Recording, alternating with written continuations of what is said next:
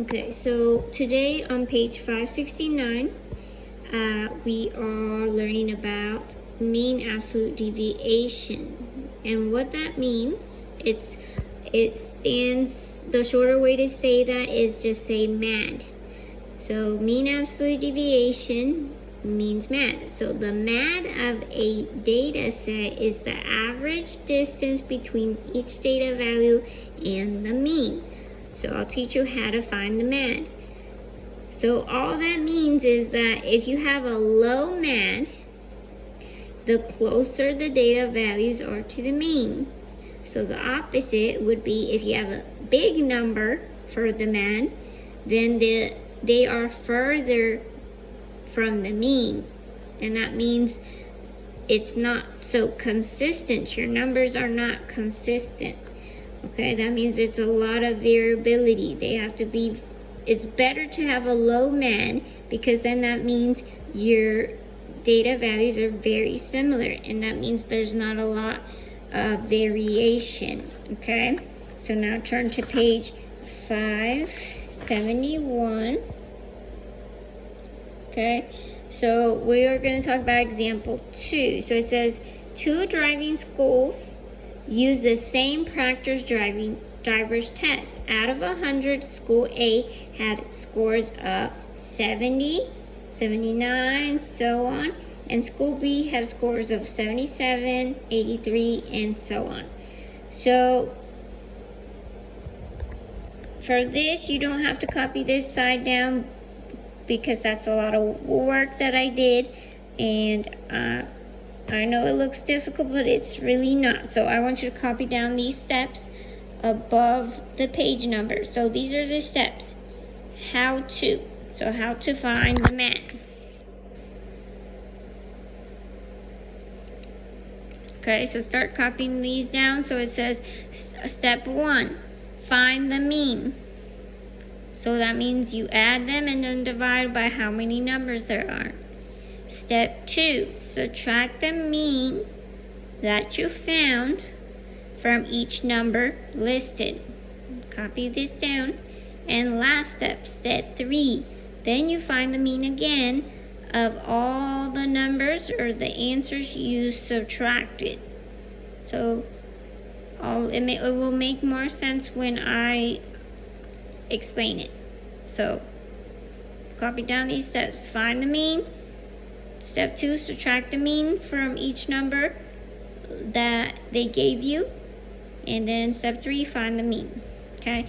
Now, so these are for school A, these numbers. So I did step 1, found the mean. I added them all up. I got 406. And then I divided by how many numbers there are. There are 5 numbers. So I showed my work here. So you don't have to copy this down unless you want to, or you just could say, Ms. Hernandez added all these numbers up, then divided by 5. So just copy down maybe this.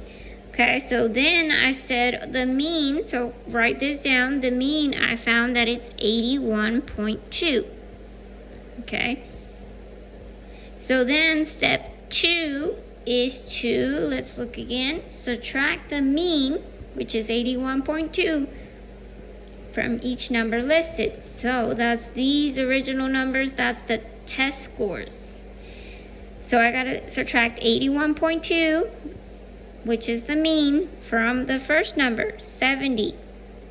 So since 81.2 is bigger, it's gonna be the top number minus the smaller number. So it's just subtraction. You should know how to subtract decimals. You just line up the numbers. So if you want to copy at least one example, you can. Then, so I did that. 81.2 is the mean. Subtract it from the next number, 79. 81.2 minus 80. 80. This time 82 was bigger, so I had to put it first. Minus the mean, 81.2. 95 minus 81.2. So I rewrote all these numbers I got. Okay, so that's step 2. So we did that. We subtracted the mean from each number listed. The last step is to find the mean of the answers you subtracted. So these are all my answers. So I wrote them again. and I found the mean. So I added them all up. Finding the mean means add all the numbers. I got 29.2. Then I need to divide by how many numbers there are. There are 5 numbers. So 29.2 divided by 5 is 5.84. So that is my math. Okay, so now for this example, try to copy down as much as you can to follow along with me. So I'm going to redo these steps with this example. So it says, step 1, find the mean. So I got to find the mean of this. I add up all the numbers they gave me. These are the test scores for school B. Okay, so 77 plus 83. So I lined them up. I lined up the ones place, the tens place. So I'm going to add the ones place first. So 7 plus 3 is 10. 10 plus 3 is 13. Plus 1 is 14. 15, 16. So I write a 6. Copy this down and carry the 1. So now let's count this side. So 8. And there's 4 of them. 8 times 4 is 32.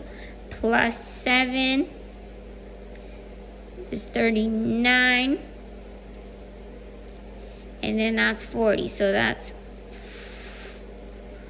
406, just like this side. And you divide it by 5, which we will get the same answer. It's going to be, the mean is going to be 81.2. Okay, so now we got to do step 2. Subtract the mean, which is 81.2, from each number listed. So 81.2 minus 77. I got that. 83 minus the mean, 81.2, I got 1.8. 83 again minus 81.2. Okay, I did that twice, but it's just to show you that you need to subtract it, but I probably shouldn't have done it twice. And then next one, 81.2 is bigger than 81, so it goes on top. I subtracted, got 0.2. Now let's do the last one together. So 82 is bigger minus 81.2. So I got to put my decimal. Any number that doesn't have a decimal has the decimal at the end. Put a 0. Subtract. This is going to become 10. It's going to borrow from here. So that's 8, 0, 0. So it's 0.8. So I did all the subtraction. That's step 2. Last step, find the mean of the answer you subtracted. So I lined up my numbers again. I gotta find the mean of these numbers. So copy this down, follow along with me. I gotta line up my decimals, add my ones place, add my tens. So 8 plus 2 is 10. 10 plus 8 is 18. 19, 20. And then that's going to be 28. Then I need to bring down my decimal, and then I got to do this side. So 4, 5, 6, 7, 8. So it's 8.8, and then I got to divide it by 5. So that goes in one time. I subtract, I get 3. Bring down my 8. It goes in 7 times. 7 times 5 is 35. Subtract, I get 3, add a 0, and that's going to be 6. So 6 times 5 is 30. So that's going to be my mean absolute deviation. It's 1.76. So let's see what that means. So right here in part B, it says to compare the variations. How does the data vary from the mean? So the mean absolute deviation for school blank is greater than that for school. So what do you think goes here? Which MAD is bigger? If you said school A, you were right. So write school A is greater than that for school B. So this means the scores for school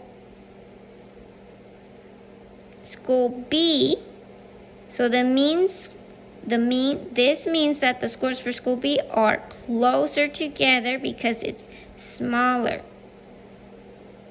and clustered around the mean. The scores for school A are more spread out and not as clustered around the mean. So that's why we find mean absolute deviation. We want the scores for school B. We want it to be closer together and clustered around the mean. Okay? That's how you find MEND.